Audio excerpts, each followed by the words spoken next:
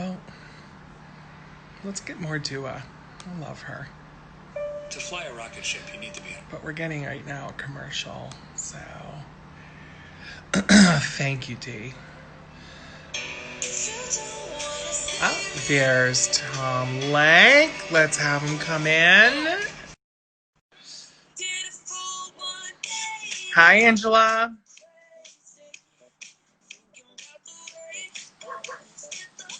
Hi. Hi, Tom. How are you? Good. How are you? I'm great. Thanks for joining today. I'm having a picnic out here by myself and the Well, dog. the first question is you're going to tell me where you are. But before we jump right in, please tell me, how's the pandemic quarantine treating you? I'm doing good. It's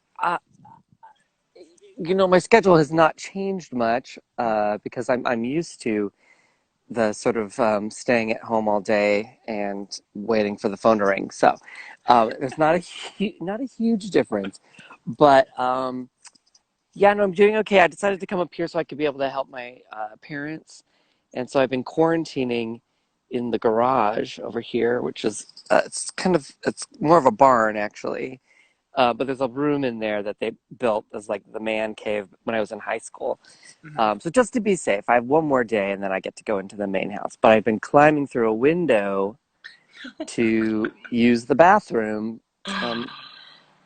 That's blocked off just for me, so that's been fun. Oh, And can I my mom leaves me food on the back porch. I'm a cat. I'm a can cat I now. ask how old your parents are? God, how old are they? They're in their 70s, early 70s. Yeah, Yeah. yeah.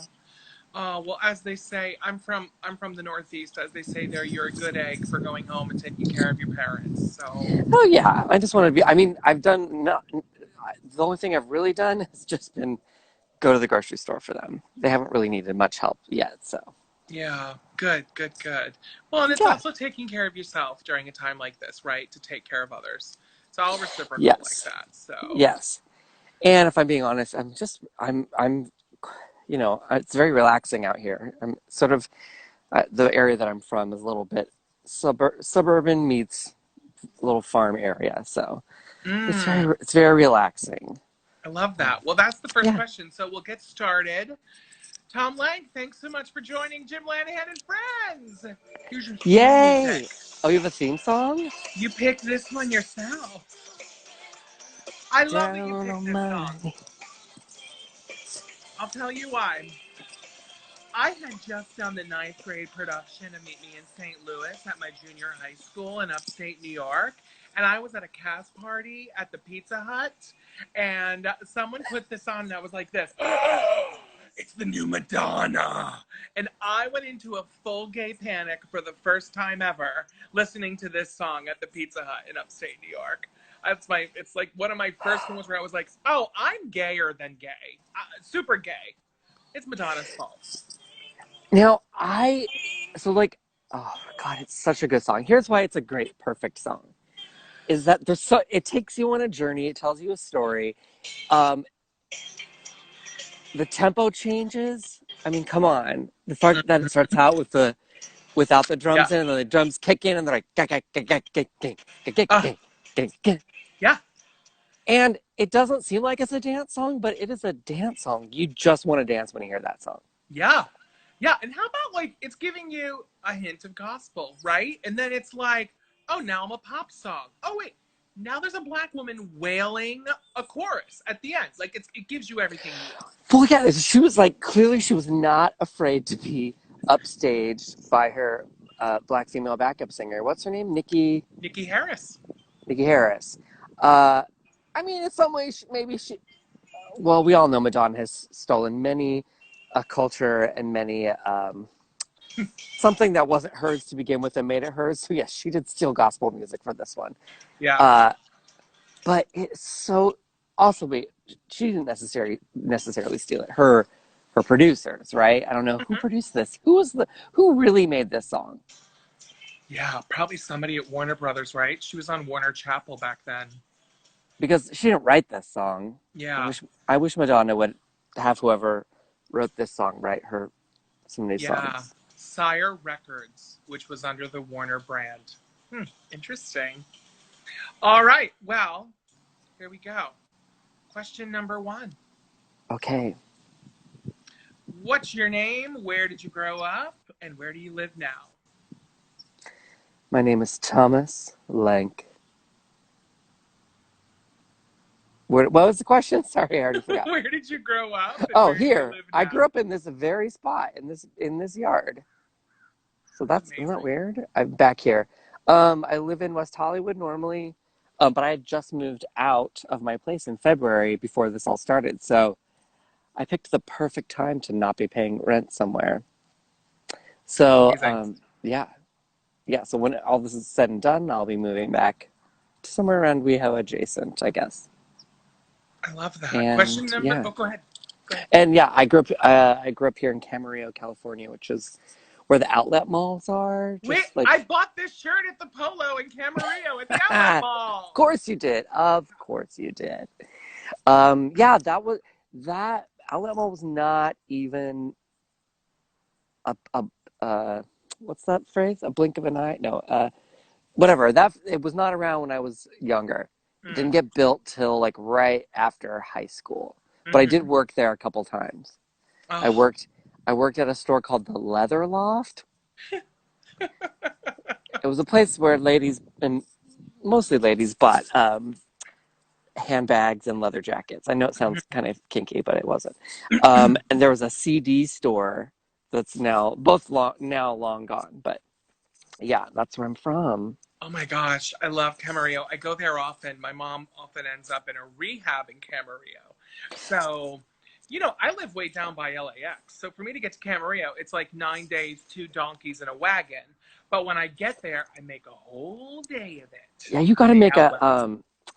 wait. There's a rehab set like for booze and drugs rehab center or like for your body and like. Well, thanks for bringing it up, Tom. My mom is a junkie. She Oh, great. has Okay. a raw cocaine addiction right up the anus. No, she's old and she falls a lot and she ends Oh, up that going okay. to like old lady rehab at the nursing home. So Okay. yeah. Got it. Well, I may ask you for a referral if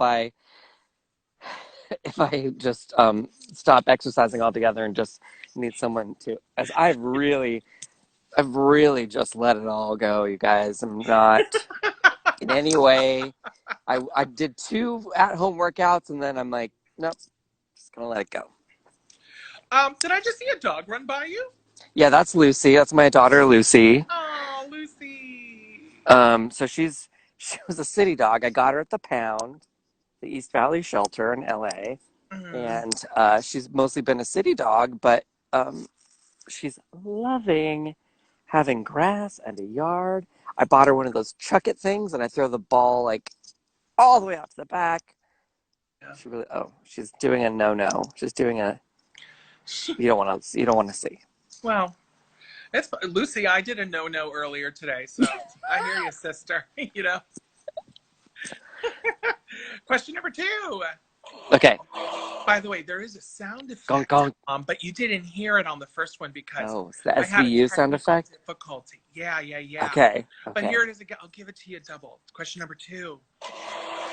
Mm. Describe yourself in 5 words or less. 5 words or less.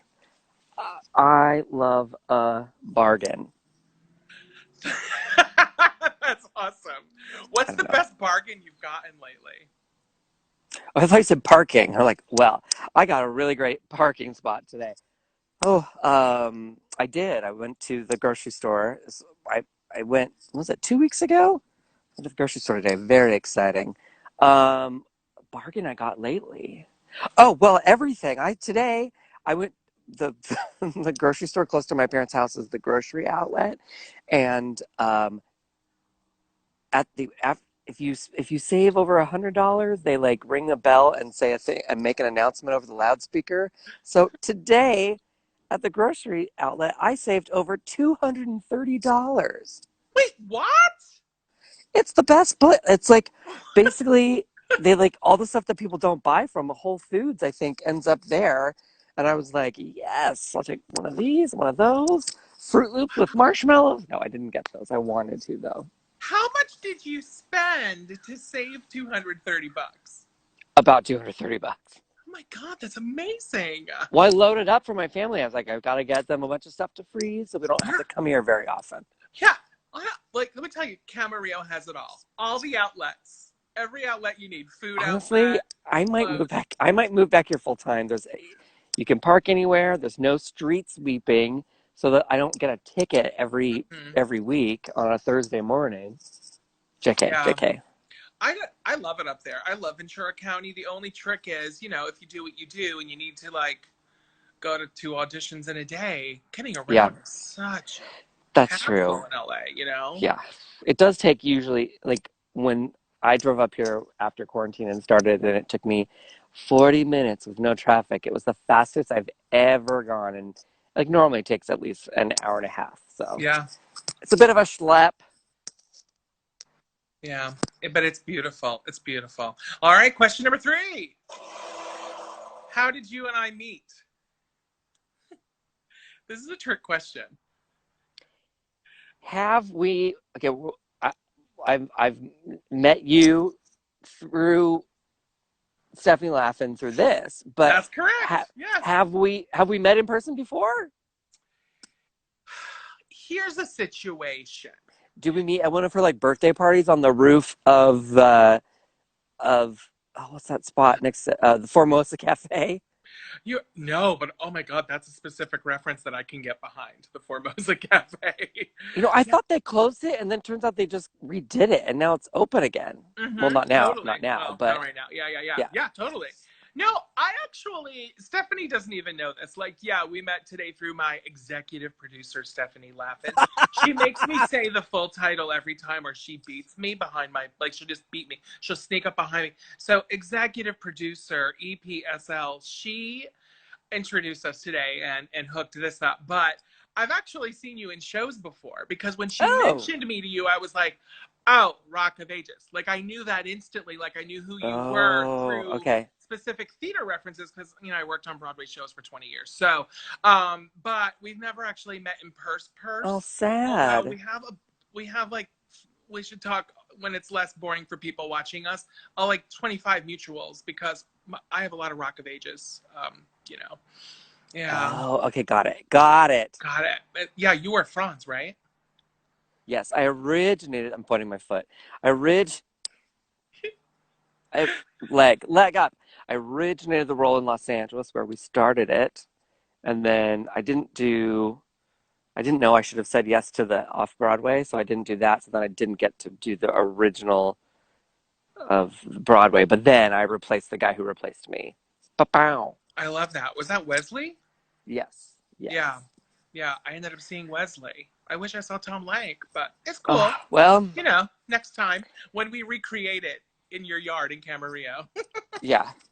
I look forward to not getting invited to that Zoom cast reunion, BTW. JK. No, I'm not. I'm just saying, like, there's I know it's great that they're raising lots of money doing all of the reunions, but um it's interesting that sometimes some people get left off the invite list. And I'm like, oh yeah, I'm one of those people that gets left off the invite list. When That's you're so just random. when you're just not famous enough to be part of the Zoom reunion. I'm not saying there's Yeah, any reunions planned that I'm going to be in, but I'm just saying I would probably not be invited. yeah, yeah, yeah. All right, question number 4. If money was no object, what would you do for a living? Um, if money was no object, then I wouldn't be doing anything for a living. I'd just be traveling. Um, Gosh, I don't know. I guess what I'm doing, I love doing what I'm doing when I'm actually doing it. That's the annoying part is that Mm-hmm. it's a real hustle to continue to work. And luckily I've been doing that for the past 20 years, but I don't know if that will exist for people of my caliber or at my level after this is all done. I don't know if the blue collar working class actor makes it after the quarantine because what I see happening is like, oh, okay, they'll try and make All Rise on CBS with just the main cast, the writers, and the director, and we'll film it on Zoom at home. So that means all of the people that work on a TV show that, are the people that are making like regular people kind of money are the first to go. So Mm, yeah. that's my political statement about actors right now. Is that I don't know. I think if it goes on its current path, it'll be like what America is, when it's the rich keep getting richer and the poor keep getting poorer. There's no real, like, the middle class actor, I think, is disappearing. It's going to be like hobbyists and then like super famous people who are really rich. I don't know. That's me. That's me being real pessimistic. But maybe it'll change. Yeah, no, I hear you 100%. And we have a lot of these sort of conversations in my day job about, what gets a show. I produce tours for a living. Oh Big, yes, I big know. multi-million I'm branded tours. familiar with your work. Nope.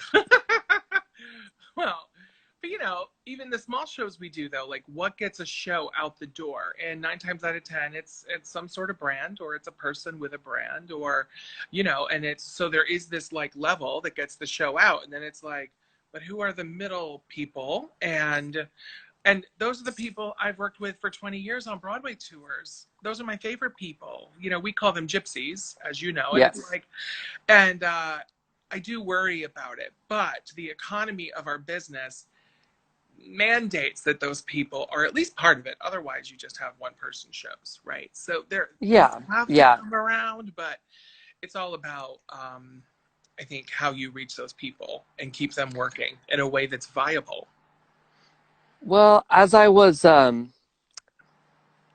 before I was up here, I was staying with my ex and listening to pe- people in the household having conversations about, that are executives having conversations about the shows that they're working on, and hearing the price points that actors are at, of like, $1 million an episode to be the lead of a show. Like, that's amazing.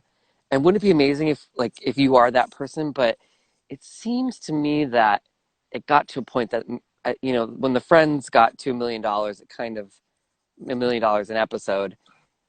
I mean, maybe messed everything up, because I don't know if people should be getting paid that much. I realize they're getting paid that much because the people that are making the show must be even making even more. But as I'm becoming more and more of a um, socialist, eat the rich person right now, I just don't know. Like, I think about the BBC. Like, the reason a lot of British actors come here is because I think it taps out at like 10,000 pounds an episode there. Like, that's the most that people make, because TV is publicly funded there, right? So they can't. It doesn't go into these exorbitant prices, which means stuff can get made and it's slightly more relaxed. I don't know.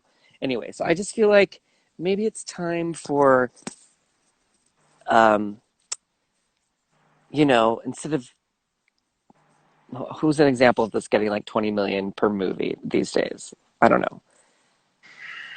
Oh, like Jessica Chastain. Yeah, like, I don't know. Do they need to be making that, or like, yes, but like, like, there's been I remember reading some article where the person was like, yes, I'll make 20 million, but then I'm going to give half of that away so that people at the bottom, on the set, are getting paid more and making like a better wage, since we're all doing the same thing. Blah blah blah. That's boring. I'm getting political. I'm sorry. Yeah, no, I appreciate it, and I think a lot of people here, because we're obviously attracting some showbiz folks here. I think people love to hear that, and I think it's a valid point of view. But what I kind of love that you said, and you didn't say it out loud, but you said it, was you're also doing exactly what you would be doing regardless of money. And what a gift is that, right? So it's kind of like, so many of my friends in this business, when I ask them that question, the answer is always, I would be doing this. Whether I was making $1 million a picture, or, 100 grand an episode, I'd be doing this. If I was making $5. So I love that. That's I the love thing. it.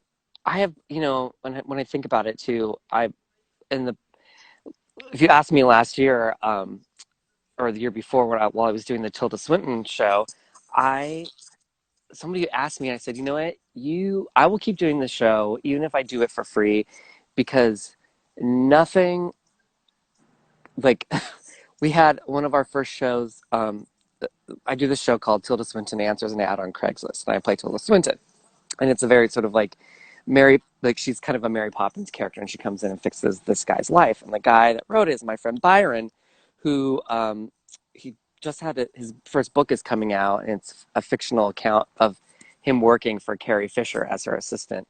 But he one of our maybe it was opening night at the Celebration Theater where we started it. Carrie Fisher had already passed, but her dog, Gary Fisher, came to opening night with whoever takes care of Gary now. And Gary Fisher sat in the front row of the show. And at one point, I was in the middle of doing the show. I'm in character as Tilda, and I just turned and I said something and I motioned to Gary, and I just froze, and I locked eyes with Gary Fisher, a dog, sitting in the front row of a show. And I just held there. And the dog stared at me in my eyes. And we stared at each other, and we just held for laughs. Like, I don't know how Gary learned it, but he knew how to hold for laughs. We stood there for like 5 minutes while the audience screamed, laughed. And I was like, this moment is worth more than any money you could ever give me. Like, if $1 million, it still would not make up for that moment of just being on stage and while people laughed at me and a dog making eye contact. And like, that's priceless. So that's why I keep doing it. That's why we all, do live theater. It's not because it's making us millions of dollars, but if I don't do it, I'll die. It's just the die. connection. It's the immediate feedback, right? And the connection, of course. Hey, I love that you brought up Tilda, because when I told people I was doing this with you, the first thing I heard was Instagram, fashion. So we'll talk about that in a minute. But the second thing I heard consistently, and people sent me pictures of themselves with you in character, was the Tilda Swinton show. So how did you come up with that? And did you write it? Like, what was your process? I didn't. My friend Byron wrote it and sent it to me and said, hey, what do you think about this? And then when I finally read it, I was like, we're doing it. We're doing it. I heard this theater had to cancel their show. Let's do it there. And we've just been self-producing it for the last few years. And we've been to Edinburgh Fringe Festival a couple times. We've been to London with it, New York, San Francisco for a Sketch Fest, and like sold out up at Sketch Fest was our last thing that we did. And I think it was like a 500-seat theater, and we sold it out. And it was just like, this is wild that this has all been going on word of mouth and my Instagram and social media. And like, you saw the photos, like that was not a mistake that you happen to see those photos, because once I did take a note from the Drag Queen Playbook, which is they charge typically for their wait, do you book any of the live touring shows that have any? No, you don't. Do you? I can't remember. That have drag queens? Yeah. Yeah, I work with one of the winners of the drag race. Got it. Okay. So anyway, we stole from their playbook, which is like the meet and greet afterwards, but we don't charge for it unless we're in a certain venue where like the VIP tickets get it. But we realized that by taking the photo with me in character as Tilda, it was free advertising on it for us. Yeah. Because it's just so specific and weird, and people share it, and it just creates more ticket sales. So it was like, well, a lot of the pictures I got, Tom, were you in character with my friends from Fringe in Edinburgh. So to your point, it's exactly right. Like, everybody literally has that picture ready to go. They love that picture. They share that picture. It's amazing, Well, it's so funny how many people I would stand in line, like, where most of the audience came through for a photo. I'm like, oh my God, this is amazing. I would. A dude dressed up like Tilda Swinton, I'd pay extra for that. I need that. Question number 5. Okay. Past or present, Who would be most surprised to learn that you had or have a crush on them?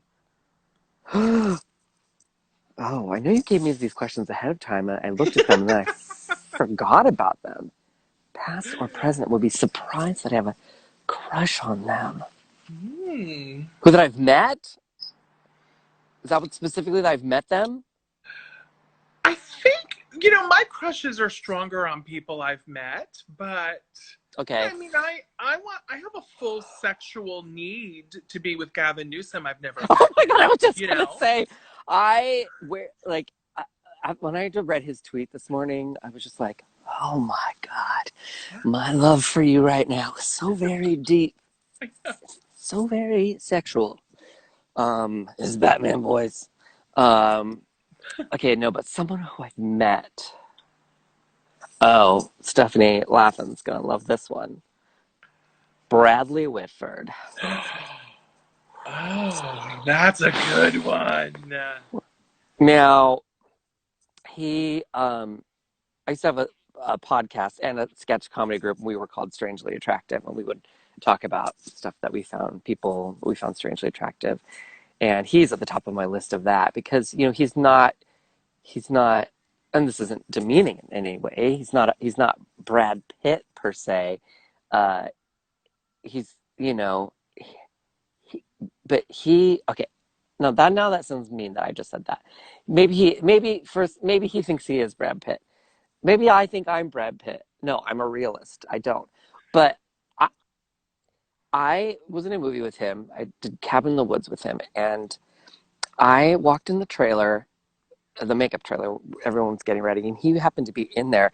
And I'd been in there before without him in, and I walked in with him in there, and I was just hit with a wall of the most intense sexual energy I have ever felt. And I was like, what is going on in here? And then I turned and I looked and it was him. And I was like, oh, oh, oh. I, I, I think he does some sort of tantric yoga or something. He dated a lady friend of mine who was a yoga instructor. And I've never pressed her for details, but and I mean, I had a crush on him seeing him on screen and when you've got a talent crush on someone, it makes it, that's when we start with a talent crush and then it goes to a physical attraction crush, it's even more intense. So I just lost my mind. And then he was lovely to hang out, and he was I did an episode of Transparent that filmed on a cruise ship. Eek! And we took a trip from LA to Mexico, and the people that were on the cruise were the extras on the show. It was very weird. But I think he's still dating Amy, what's her name? Amy Landecker. And so he just came on the cruise to hang out. And so sometimes it would just be me and him having a buffet together and filming. I was just on a cruise. Which, by the way, have you been on a cruise?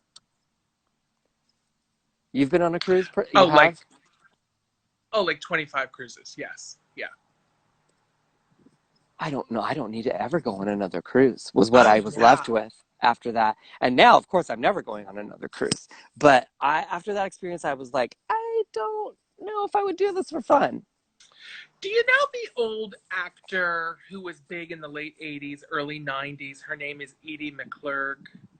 Of course. Well, I'm What is, basically Edie McClurg. I like a moo and a flip flop and a frozen drink on the Lido deck. And don't talk to me for a day. That's my jam. So cruises are my oh, wheelhouse. see, I want to do that, but I want to do that in Palm Springs where I'm just in one area and I can Oh, go to a TJ Maxx, you know? oh, I do that too. Like every third weekend. Like I'm saving up to buy my Palm Springs abode where I can just hang up my Oof. moo. Yeah. By the way, the most iconic Edie McClurg role is from Small Wonder. Did you Yeah, watch that show? of Uh, course. and her catchphrase, I don't know what happened. She was on it and then she wasn't. But she was on the first couple seasons and she would say, no, no, no, no, no, no, no, was her catchphrase. Oh, Yeah, I do love her. I love some Edie. All right, question number 6. When you think back to your favorite movies, your favorite TV shows, which characters are the ones that you most strongly, Lucy? Which characters are the ones that you most strongly identify with? Like shows that I grew up with, or Can be anybody. I'll tell you mine. Nell Carter, Give Me a Break. I knew when I give was me a nine. break, I sure did something. I Oh, made it to oh, the oh, top. Yeah, of the give best, me a right? break. Remember, she Oh put God, the that was vacuum in the show. fish That tank and show. sucked up the Oh, goldfish. The best, literally the best.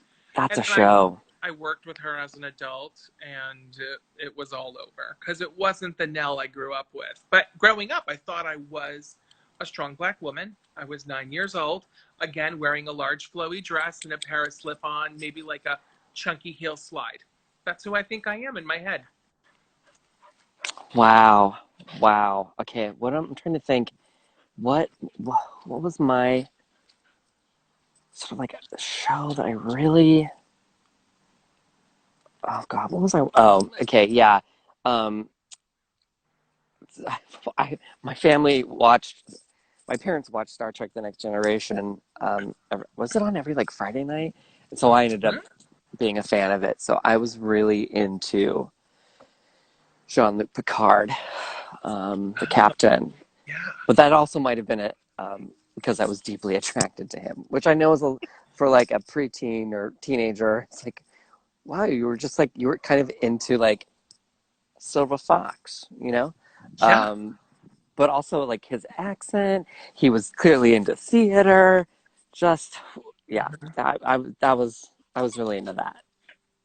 I'm still into him. I love him. Same. Oh, Yeah. do you watch? Have you watched the Picard show?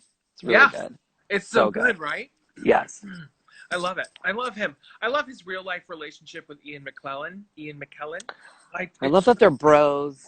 Yeah. They're like I love it so much. bro friends. What do you call that? Mhm. They have man crushes on each A other. bromance. I think Yeah, they're a there we are. There bromance. we Yeah. are. Are you familiar with Patrick from the movie Jeffrey, where he plays the role Sterling? The Yeah. greatest ever. Yeah. That sealed it for me. Have you seen? I saw this movie at Outfest where he played an older gay man who's like shut in his apartment. Maybe he was a choreographer or something. He was really great in it. I don't know. It's not a very popular film of his, but I highly recommend it. He's Though I know phenomenal. I've been very like cast gay men in gay roles lately, but I'm gonna give him a pass on that one. Yeah, I know. I would always give him a pass. You're right. And I don't know why, but I'll give him a pass. Yeah. Question number 7. For what reason would you be most likely featured on the cover of The Inquirer? Um, for giving away free supplies for the for the pandemic. Just me just throwing masks out of instead of let them eat cake. It's like let them have masks. No, sorry, let them have tests, the antibodies test, and find out if they had it. Yeah, That's what it would be. I would be handing out free um, COVID-19 supplies. I That's love what would that. get me. I love Or that. or I'd be I'd be creeping out of be a photo of me creeping out of. I'm trying to think who I'm in love with right now. Oh, that's not. I mean, it's cheesy. Me creeping out of the hot priest from Fleabag's apartment. I know he's engaged or married. Never mind. I can't Oh, remember. he is so hot, though. Yeah, Yeah, yeah, he's super hot. I love it. I love a good walk of shame on the cover of a tabloid. yeah. Why Girl, not? Why I've not? been there. Lindsay Lohan style. Question number 8. Oh, I'm having technical difficulty. White meat or dark meat, Tom Lank? Um, wait, is this literally about chicken or is this like a euphemistic? I don't know. What is it about? You tell me. Um, my answer is all of the above. Oh, I like that answer. That's nice. Now, how about like a processed, like a chicken nugget, where you get a little of everything mixed in, you know? I hate to support processed foods, but I'm not gonna lie. I just bought some chicken tenders at the grocery outlet. Yeah. So Well, at the outlet, because you're in Camarillo, you have to. yeah, Yeah. yeah. And if we're not talking about poultry, I've had the white, I've had the dark, I've had the composite chicken product. I've had, it's a full rainbow up in here. Question number 9, what is your favorite curse word? Um, Favorite or most used? I don't know. I'm really what Maria, what is it you can't face? Um, you know about that, right? Yeah. People do. What is it Okay, so you can't face? I just watched it. I never. I've only like seen the movie all the way through, maybe once or twice before, and the rest has been in pieces. So I decided to watch Sound of Music last week, and I watched it, and I was watching it on Disney Plus. I'm using my friend's password. Don't tell anyone. And I remember like people passing around in the '90s, like passing around VHS cassettes and like at parties, and it would be like a remix of the nun saying, "What is it you can't face?" Which is her saying in her British accent, "What is it you can't face? What is it you can't face?" But in the new version, it definitely sounds more like, "What is it you can't face?" Like, Yeah. do you think they went in and re-recorded it? Yeah, I do. Yeah. You think Disney fixed it up so that we couldn't have our cunt face? I think so. And I love a good cunt face. But I'll tell you, some friends of mine that worked on the recent tour, big Broadway show tour that went out, they very clearly addressed those moments too. So, I think it's part and parcel when you get the rights to Sound of Music. They're like, So don't weird. drop the C bomb in this show, please. Oh, I wonder, does Disney, since they own the movie now, do you think they own, I guess the rights to the musical would be with like Musical Theater International or whatever, or does Yeah, Disney now, is that a Disney theatrical now? I that's wonder. interesting. Well, what happens like Poppins is the best example. So there was a musical. Cameron McIntosh owned the rights to the musical. Disney had the rights to the movie. Cameron couldn't get funding to put the show out without a little Disney money and without Disney's blessing because Oh, the show, the book Poppins, is not as good as the movie and it's not as popular. So it might be a situation like that where our next big Sound of Music revival is maybe a Disney show. That would be interesting. fabulous. That would be huge. Hot take. They ruined the Mary Poppins musical. Like you had a perfect musical ready to go in the movie. It did not need to be rewritten. I don't. They didn't need an evil nanny. I just remember I saw it in London, paid £100 to see it, and then was devastated that there was this like evil nanny that's like all this and these songs that I'm like, this is not in Mm-hmm. the movie. This is not a good song. Also, is Mary Poppins a witch? Do you ever think about that? Is she a Yeah. witch?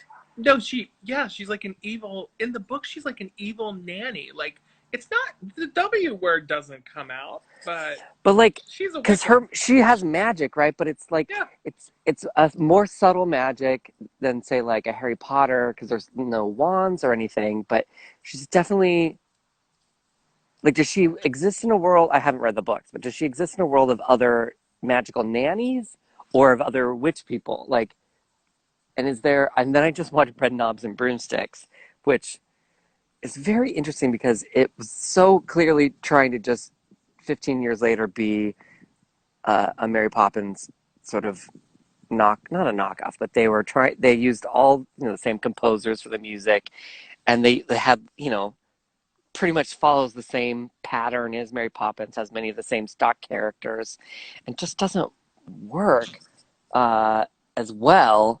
But she too is a witch and has magical powers, and she's kind of a nanny. Mm. So I was wondering, like, does that now in the canon, in the Disney universe or whatever, like, do they exist in the same?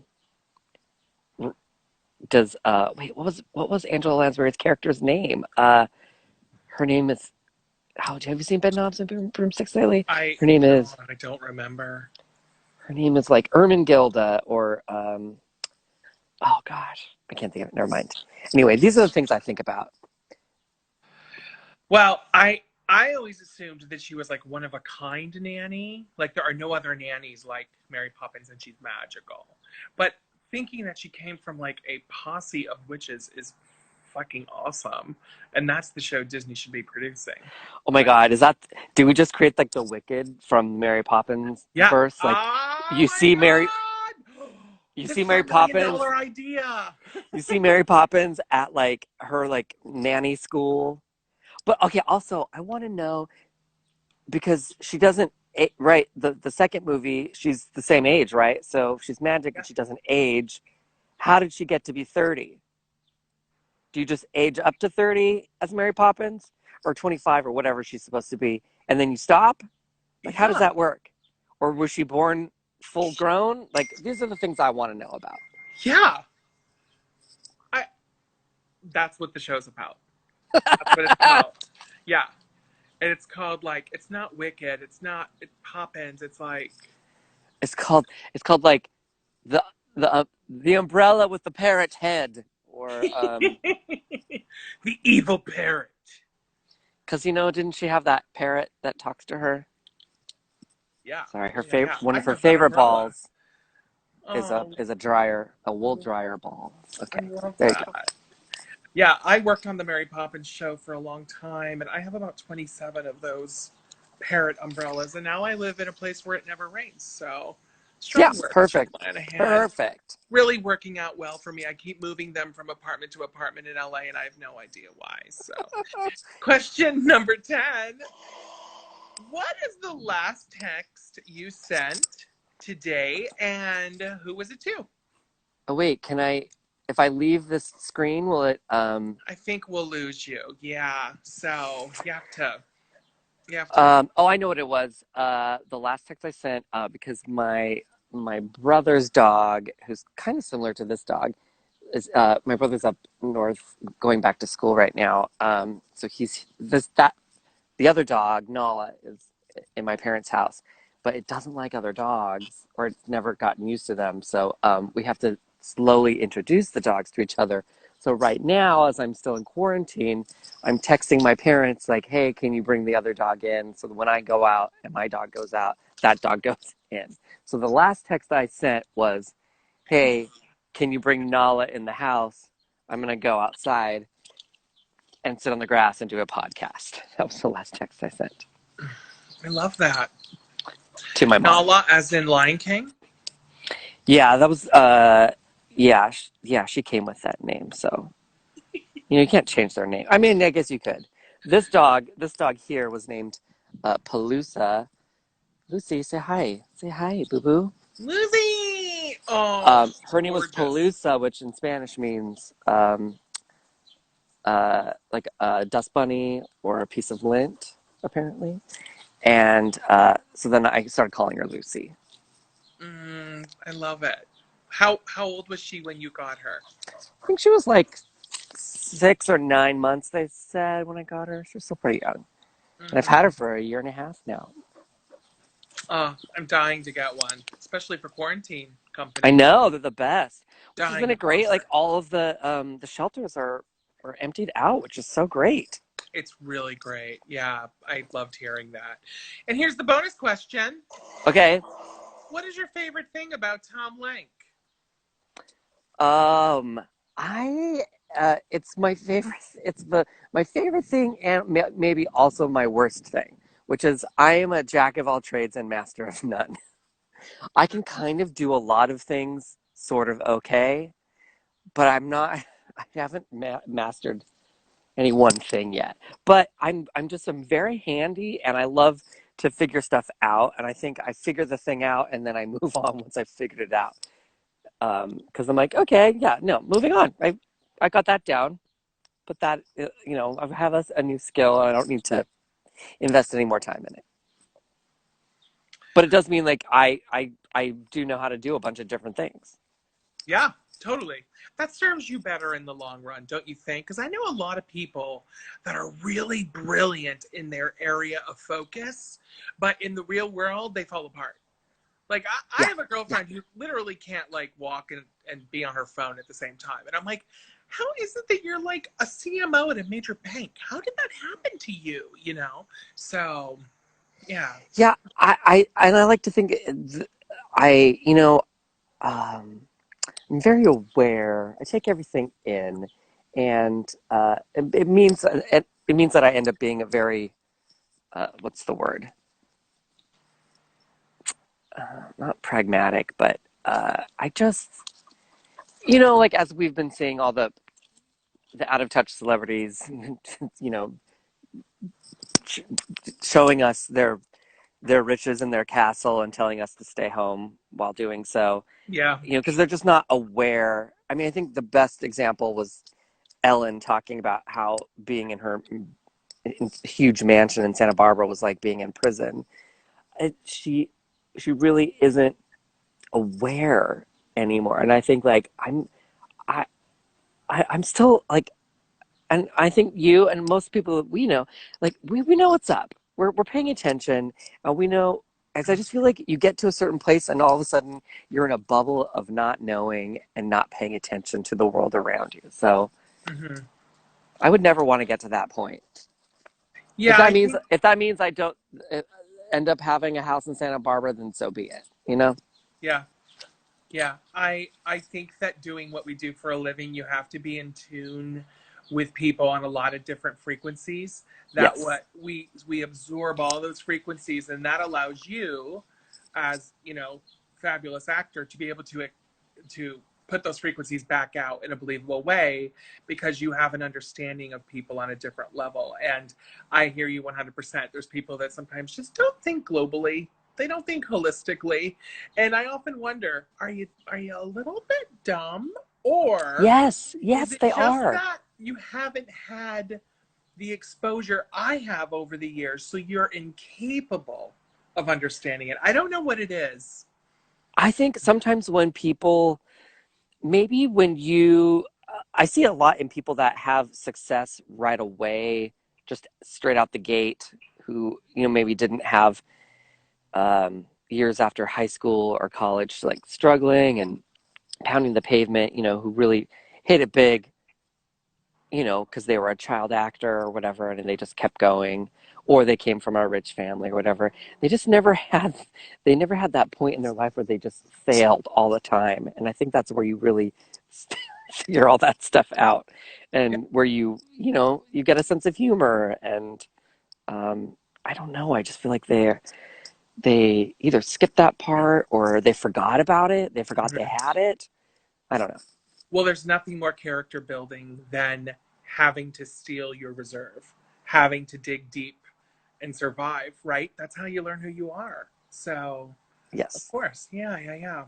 Hey, we didn't get a chance. It didn't come up naturally, but I can't let you go without talking about the fashion on your Oh, Instagram page. yeah, So, yeah. I have so many questions about it, but what was the initial inspiration? Were you just like, that outfit on the red carpet was cuckoo Carew, and I need to do a comment on it?